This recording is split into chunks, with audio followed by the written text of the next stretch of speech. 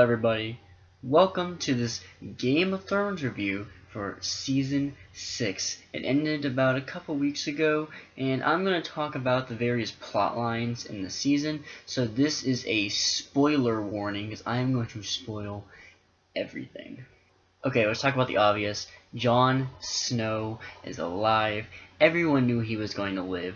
There was no doubt in my mind, in anyone's mind, that Jon Snow was actually dead. He came back in the second episode, and that's fine. Really, they had to bring Jon Snow back because it gave us the Battle of the Bastards, which is one of the best, or maybe the best, fight scene we have seen in Game of Thrones by far. The brutality and the savagery of the fight was just so realistic, and it was unlike anything we've actually seen in the show before, and I love that. It is interesting though, because I don't really know how Jon Snow and Sansa are going to actually be able to keep the North, considering that without Peter Baelish Littlefinger and the Knights of the Vale, how in the world are they actually going to be able to keep the North? Couldn't the Lannisters just go up there and just sack them so easily? I mean, they have barely any army at this point. I know that likely Jon Snow is going to have some kind of alliance with Daenerys, probably and more likely to defeat the White Walkers more than anything else, but probably Jon Snow seems like the kind of guy who would team with Daenerys. Obviously, if it's the Lannisters versus Daenerys, they're going to side with Daenerys. Why would they side with the Lannisters? They've killed pretty much all of their family. I thought for sure that during this episode, because it's called The Winds of Winter, that the wall was going to come down, but I guess we're not getting that now. I guess my prediction for next season then will be that Daenerys will probably take the Iron Throne by the end of Season 7, and then at the end of Season 7 also the wall will come down, and the new queen will have to save the kingdom. About Daenerys, let's go to her plotline this season a little bit. It's basically in two sections. Basically, you have the section where she's with the Dothraki and they go to Bos Dothrak, and that part was good. I actually liked a lot of that stuff, especially episode 4, the Book of the Stranger, where, you know, she takes out the Khals and she gets all those Dothraki and they are now hers. And then the second half of the season, she's kind of not even there for most of it. There's the one scene where, you know, she's on the dragon saying, hey, we're going over the sea. We kind of already knew that, but, you know, I get the point.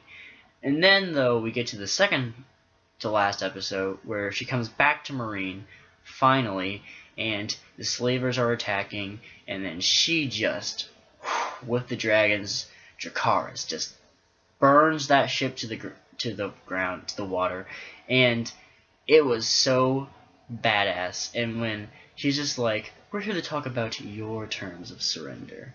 Ah, that was so good, man. And Grey Worm's little and cut their necks. So good.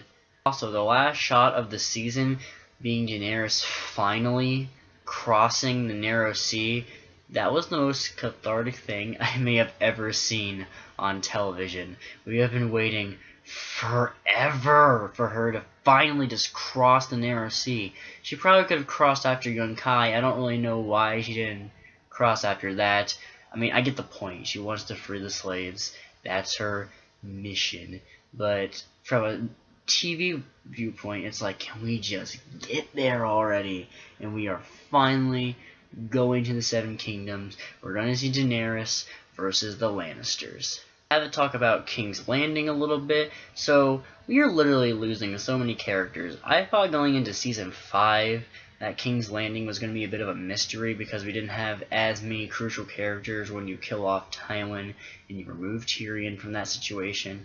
But now we've removed Jaime from that situation, and now we have just Cersei and the Mountain, and you don't really have much going on in King's Landing. In terms of like a widespread scope, it's basically just Cersei and her struggle, which makes it maybe more tight. But it also makes it a little less political, which is not really great because I love the show and how it portrays politics. But the Cersei stuff was still really good this season, and I think obviously the finale was fantastic. That whole 20-minute section with the piano going and looping throughout, and then you see Tommen in the mountain just being like, hold up, boy. And just the way that she was able to blow up the Sept of Baelor, like, that was crazy. Because I wanted the High Sparrow to die. I was like, screw that guy. Because religious fanatics in this show, whether it be Melisandre or the High Sparrow, they drive me crazy. Listen, I know Melisandre brought Jon Snow back. I still don't like her. And I hate the High Sparrow. And it was great to see him die. It was not great to see the Tyrells die, which is when I was like, oh crap. Not only did it kill all the sparrows, which is great, it killed the Tyrells. I did not think they were going to kill all of them. Okay, the Queen of Thorns still lives, thank God. But you killed Marjorie, who's a serious player in the game, and you just kill her just like that. It was crazy. Now that Cersei is queen, I don't know what the hell is going to happen in King's Landing. Not like politically, because we know that she's going to do awful things, not care about the poor at all. Everyone is probably going to starve under her because she never gave a shit about the civilians. We saw how she treated people at Blackwater. So I don't really think that that's much of a mystery. The thing is, like, what are we actually going to see next season at King's Landing? It seems like Jaime had a little bit of a, like, whoa boy look on his face. But I don't think that Jaime's just going to turn on Cersei. That turn would be way too quick. We had that whole speech to Edmure Tully 2 episodes ago about how much he loves Cersei and he'll do anything for her. So I don't really know if I can buy that transition, if that's where we're going. But I do think that it'll be interesting to see where we go next season. So I've always really liked the stuff in Riverrun back in Season 3, because I thought Riverrun is a cool place, it's an interesting place, and I was really excited to see Blackfish again, because he's literally called Blackfish. He's a complete badass.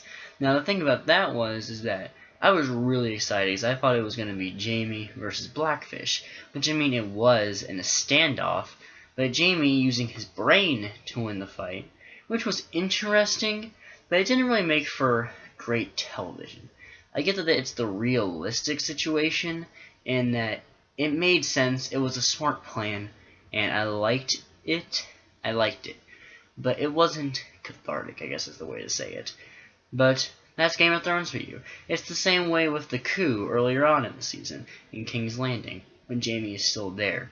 When they try to do that coup, and then they bring out Tommen, and politics trump to violence, and I get that that is realistic, and it's great, because that's what makes Game of Thrones great, is the truth behind it. But there are times, very few times, but a couple times in this show where it just isn't satisfying. And having Blackfish lose in such a lame way was just not satisfying. For a character that badass, it just felt so wrong that one, we didn't even get to see him die. He just says, I hope I don't embarrass myself, and then they just go, he's dead. So I know there's these theories that Blackfish isn't dead. He's dead, guys. There's no way he's not dead. He is dead as a doornail. Before I get to the final big plotline that I want to talk about, which is the stuff with Bran and the North and all that stuff, I have to get to 2 of the plotlines I'm not crazy about. Sam and Gilly, I get it, there's only like 3 episodes that they're in, but it's not bad stuff. It's fine. It's just kind of meh. Even though seeing Old Town at the end was nice, because I've always heard about Old Town and never actually seen it. And then the other plotline, I know she's a big character, but Arya's plotline in this season was really nothing, really.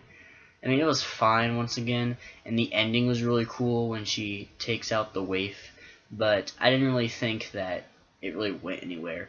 Even though her killing Walder Frey at the end was maybe the second most cathartic thing to ever happen on television. But the stuff with Bran is really interesting. Obviously, we get the really cool flashbacks. We see Lyanna Stark. We see the amazing fight between the Sword of the Morning and Ned. That part was amazing. And the lightsaber edit, some good stuff. But I think that it was really well done. And I think, though, that the door is obviously probably the most haunting scene of the entire season. Probably the most surprising, too. I think that the twist of Hodor, and the fact that it's essentially Bran's fault that Hodor has become Hodor. he is now mentally challenged, can always say Hodor. It's his fault that he ruined this man's life because of his curiosity and letting it get the best of him. With some really powerful stuff, and I actually felt really, really bad at the end of that episode. And that's what makes Game of Thrones so great, is that they can take a relatively insignificant character like Hodor, no offense, and make it so powerful. It's just an amazing show that can do something like that, but this is Game of Thrones, and so of course they could do it. And yes, obviously, we finally got the reveal, what we all knew what was coming. R plus L equals J. Not a surprise at all. I mean, we've known that for a couple seasons now, that R plus L likely equals J. And when they went to the Tower of Joy, we knew they were hinting at that. So it was great to finally get it confirmed, even if it wasn't really a big deal. It wasn't surprising, is what I'm trying to say. If there's any complaints I have about this season, major complaints, it's really just that I think that Tyrion wasn't in the season enough, and that he was gone for too many episodes. There's like that one point where it's like 3 episodes in a row of no Tyrion, and that's not what you want from a Game of Thrones season. But I get it. I get his role. And also, touch down the Hound real quick. Did not think the Hound was going to come back. I always thought that kind of stuff, like, oh, who's still out there, was nonsense. But it turns out, no, he's alive, and that was awesome to see. And that's all I have to say. I just want to say that this was a really, really good season. I think that I didn't love Season 5. I thought Season 5 was still great. It had its amazing moments, like Hardhome and Mother's Mercy. Great episodes, amazing episodes. But I thought that this season was a nice comeback for the show.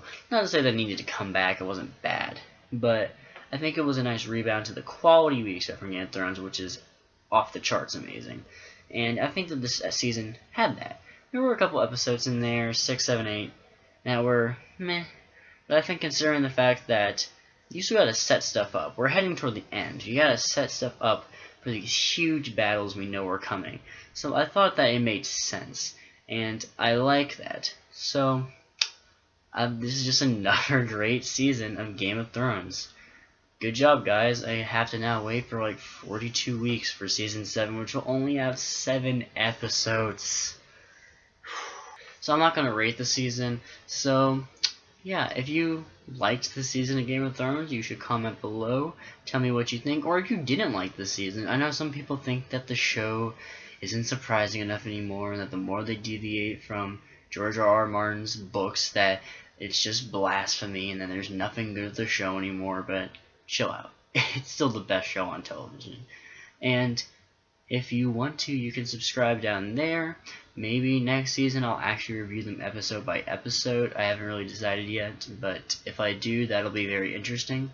So, thank you all for watching, and I will see you next time.